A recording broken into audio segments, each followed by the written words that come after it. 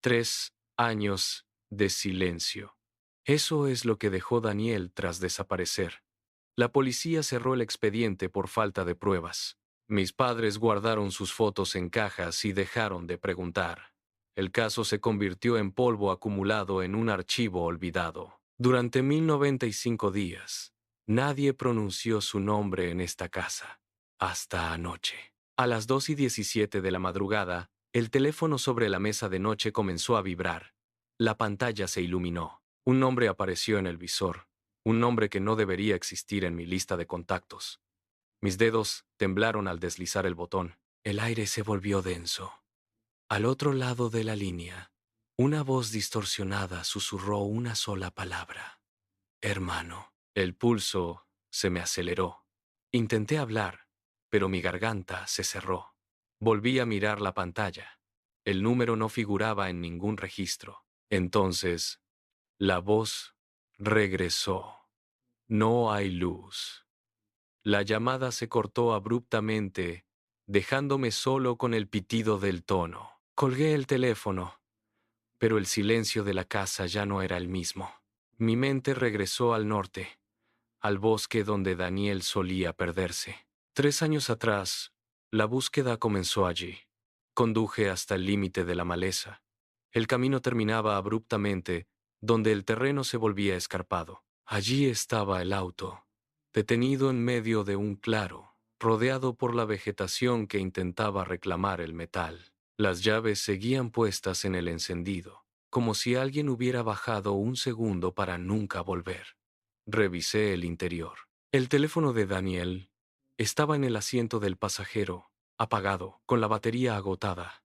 No había señales de lucha, ni huellas. La policía peinó cada metro cuadrado durante meses. Los perros perdieron el rastro a pocos metros del vehículo. Tras el fracaso de los rastreos, un juez firmó el acta de defunción. Lo declararon muerto. Pero mientras observaba el auto oxidándose bajo la lluvia, esa conclusión se sentía como una mentira. El bosque guardaba algo. Regresé a casa con la certeza de que el bosque no estaba vacío y que la llamada de hace unas horas era la primera grieta en esa tumba de silencio. No pude dormir. La llamada seguía repitiéndose en mi cabeza, un eco metálico que no me dejaba cerrar los ojos. Me levanté y saqué las cajas del caso que la policía me entregó años atrás. Hojas amarillentas, fotos borrosas de senderos, mapas topográficos. Pasé horas revisando cada informe, cada declaración descartada por los investigadores. En la página 42 de un anexo técnico, encontré una nota al margen, una mención breve, sobre una mina de carbón abandonada en la zona norte del bosque. Nadie la había explorado en décadas. La ubicación coincidía con el último punto donde la señal del teléfono de Daniel se perdió. Agarré mis llaves y salí. El motor del coche rugió en la madrugada, rompiendo la quietud de la calle. Conduje hacia el norte, dejando atrás las luces de la ciudad. El pavimento se transformó en tierra, y la vegetación comenzó a cerrar el paso.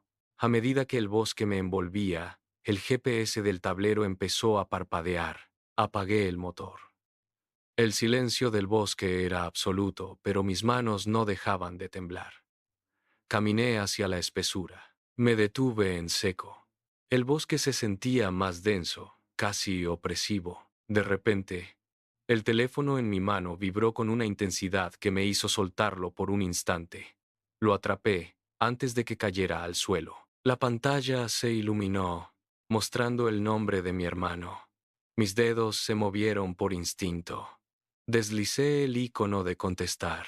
El silencio del bosque fue reemplazado por un chirrido agudo, una estática que parecía rasgar el aire.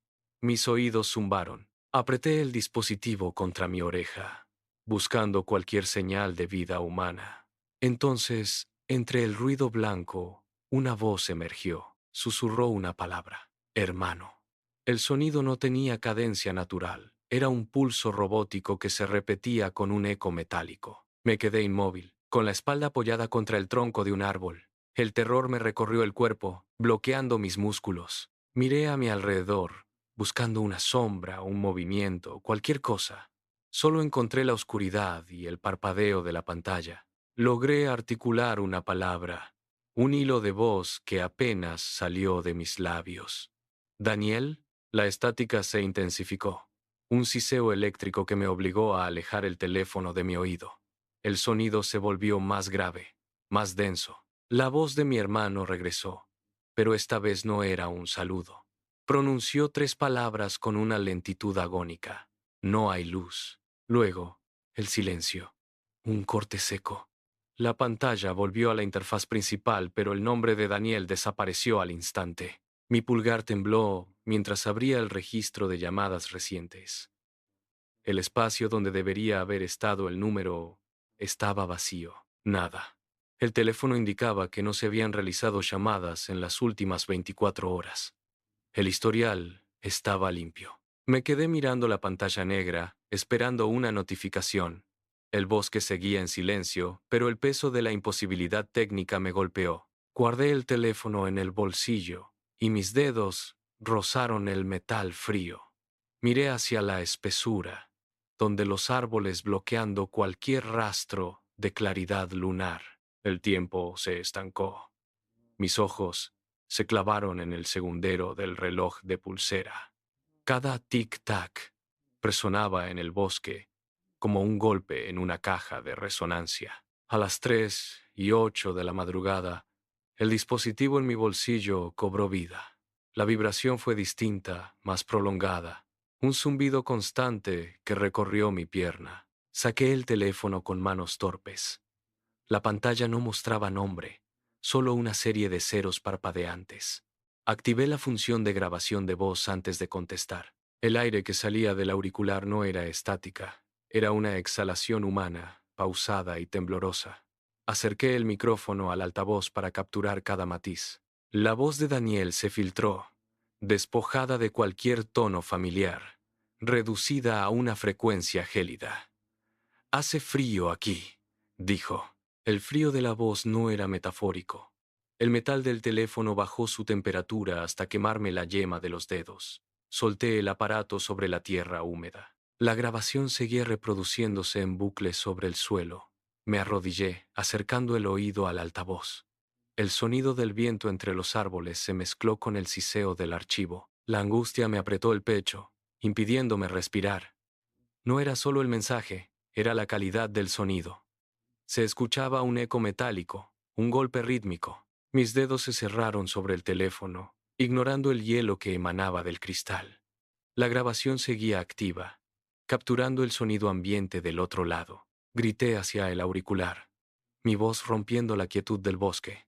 «Daniel, responde. ¿Dónde estás?» El siseo eléctrico se detuvo un instante. Un chasquido seco, como el de una conexión mal ajustada, precedió a su respuesta. La voz de mi hermano sonó más cerca, casi pegada al micrófono. «No estoy solo», susurró. La frase se clavó en mi mente. No hubo más estática, solo un silencio absoluto que se extendió por el altavoz. El miedo, hasta entonces una presión en el pecho, se transformó en una descarga eléctrica que recorrió mi columna. Si él no estaba solo, ¿quién estaba con él? Me puse en pie de un salto, escaneando la oscuridad entre los troncos. El bosque parecía haberse vuelto más denso, más opresivo. Cada sombra entre los árboles cobró una forma amenazante. El teléfono volvió a vibrar, una sacudida violenta que me obligó a mirar la pantalla. No había nuevos mensajes, solo la llamada que seguía abierta. El aire a mi alrededor se volvió denso.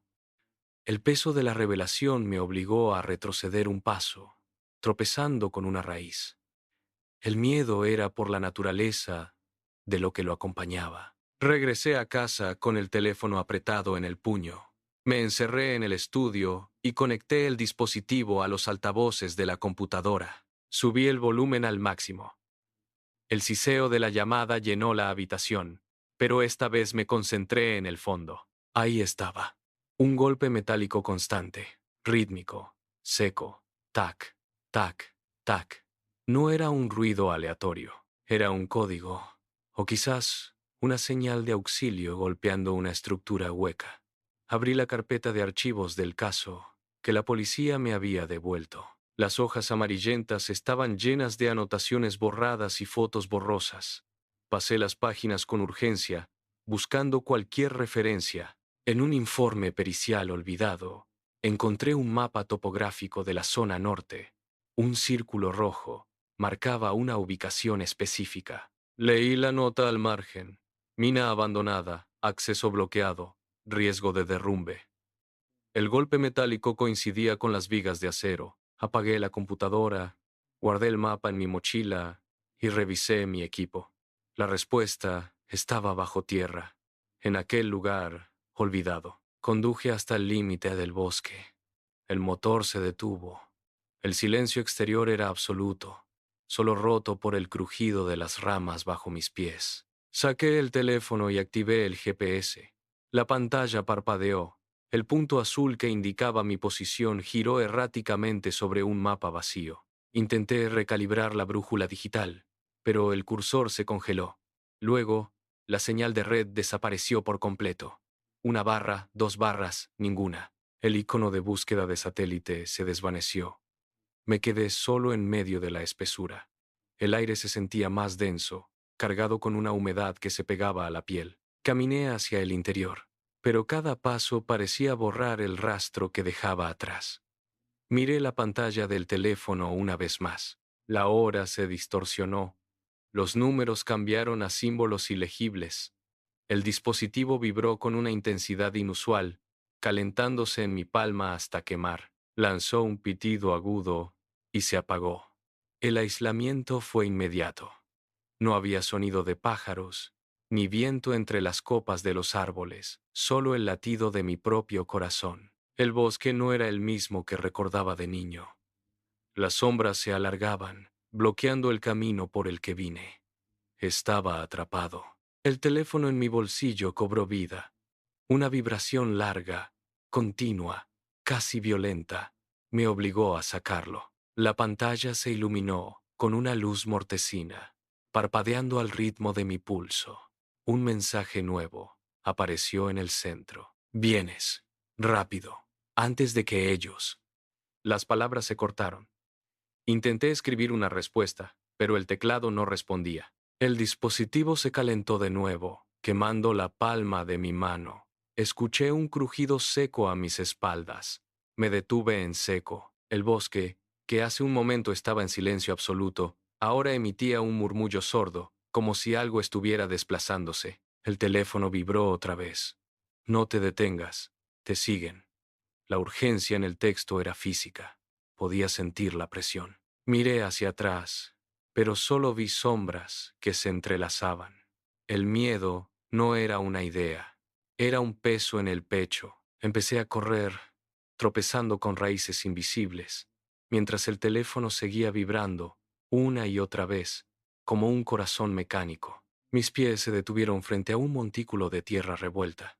Unas ramas secas, gruesas y quebradizas cubrían algo en el suelo. No era una formación natural. Alguien las había apilado allí con prisa. Me arrodillé. La tierra húmeda empapó mis rodillas al instante. Extendí las manos y empecé a retirar las ramas una por una. Crujían al romperse bajo mi fuerza. Debajo de la capa superior apareció un borde de madera podrida, negro y astillado. Tiré de una tabla suelta. Se dio con un gemido agudo que resonó demasiado fuerte en el silencio del bosque. El olor a moho antiguo y metal oxidado subió desde la oscuridad. Era una boca abierta en la tierra.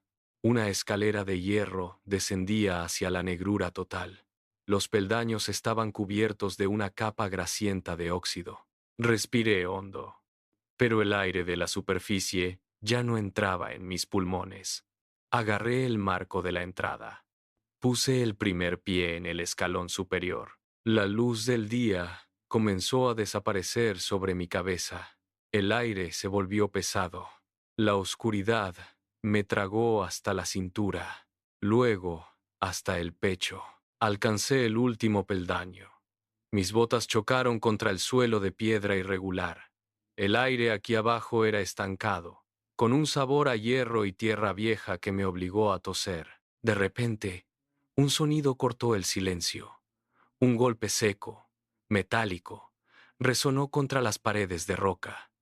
Fue un impacto violento, como si un martillo pesado golpeara una viga de acero. Me quedé inmóvil, con los músculos tensos, intentando localizar la fuente. El sonido se repitió, esta vez más cerca, vibrando a través de la suela de mis zapatos. No era un eco, era una percusión constante y rítmica.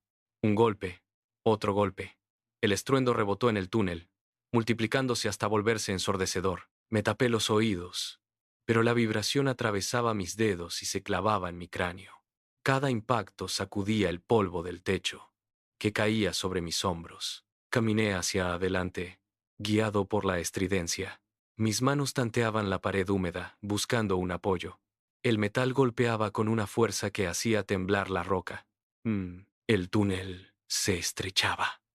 El golpe metálico se transformó en un chirrido agudo, un chirrido de metal contra metal que me obligó a cerrar los ojos. La oscuridad era absoluta, pero el sonido llenaba cada rincón. El ritmo se aceleró, convirtiéndose en un martilleo frenético que me empujaba hacia lo profundo. El martilleo metálico se detuvo de golpe. El silencio que siguió fue más pesado que el ruido anterior.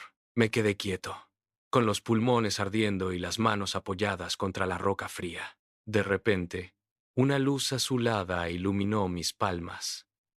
El teléfono, guardado en mi bolsillo, vibró con una intensidad violenta. Lo saqué. La pantalla brillaba en la negrura total. Un nuevo mensaje apareció en la interfaz. Ya estás aquí. Mis dedos temblaron al deslizar la pantalla. El dispositivo volvió a vibrar, casi saltando de mi agarre. Otro mensaje apareció. No mires atrás. La orden se quedó grabada en mi retina. Intenté mover las piernas, pero los músculos no respondieron. Mis pies se sentían anclados al suelo. El terror me recorrió la columna como una descarga eléctrica, inmovilizándome por completo. La pantalla volvió a parpadear, iluminando las paredes. El teléfono se apagó. La oscuridad regresó, más absoluta y opresiva que antes.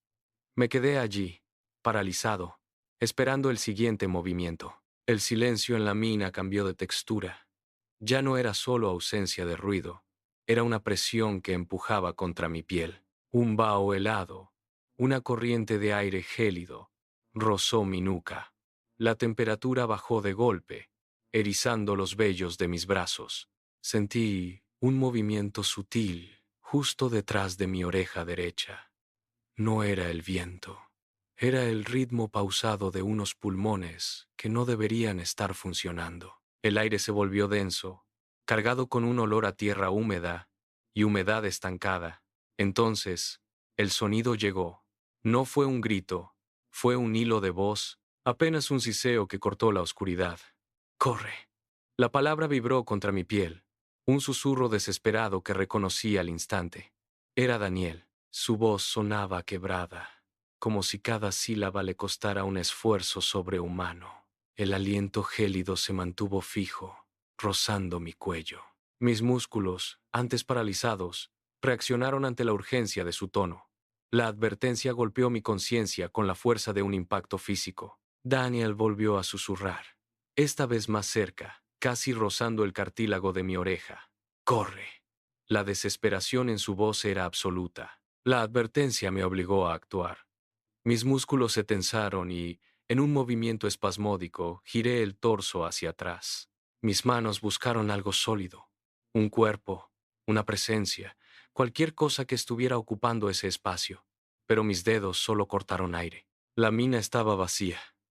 La oscuridad frente a mí era absoluta, sin rastro de movimiento ni calor humano. Me giré completamente, escaneando el túnel con la mirada, pero solo vi las paredes de piedra húmeda y las sombras proyectadas por mi propia respiración agitada. El silencio volvió a ser absoluto, un vacío que me golpeó con más fuerza que cualquier amenaza física. Sin embargo, el teléfono en mi mano seguía vibrando.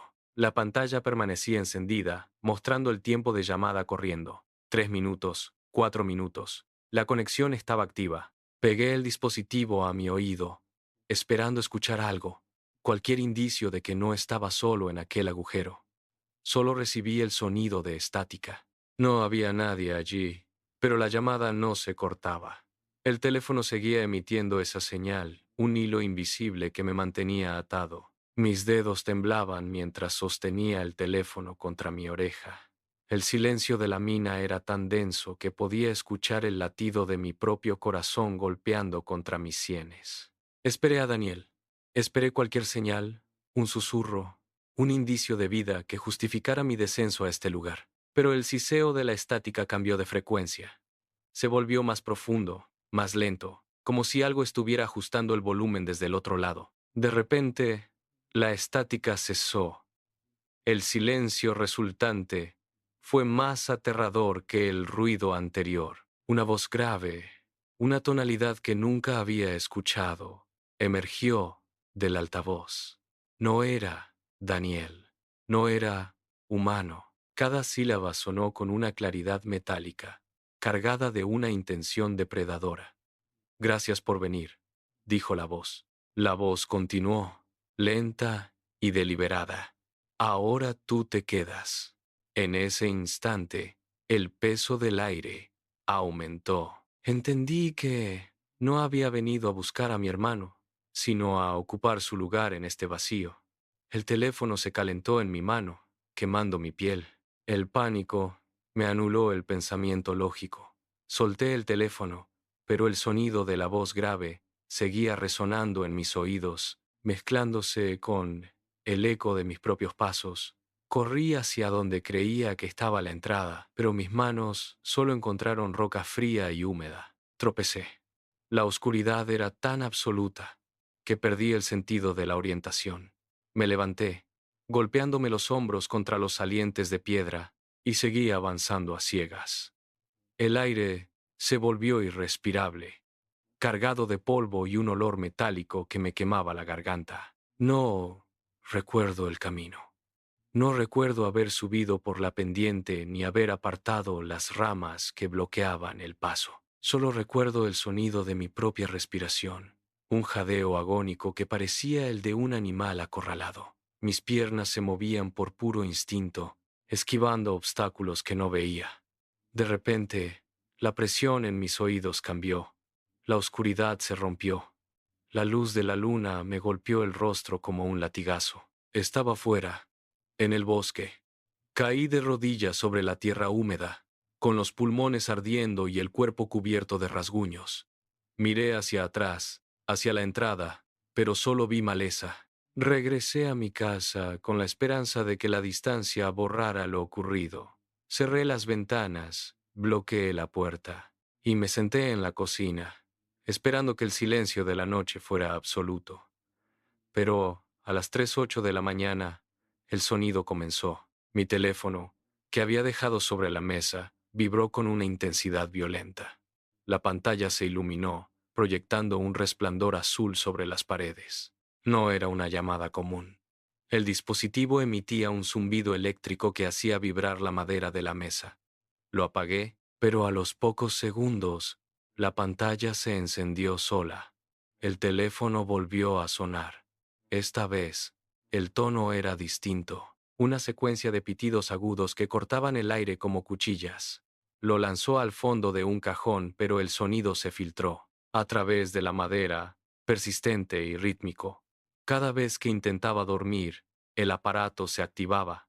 El horror ya no estaba bajo tierra. Se había instalado en mi sala, en mi habitación, en cada rincón de mi rutina. El teléfono no deja de sonar. Es un recordatorio constante. Hoy he vuelto a contestar. La pantalla mostraba un número sin dígitos. Al llevarme el auricular al oído, no hubo interferencia, solo una respiración pausada. Una voz, idéntica a la mía, preguntó al otro lado: ¿Estás ahí? Colgué, pero el teléfono volvió a encenderse instantáneamente. La misma voz repitió: ¿Estás ahí?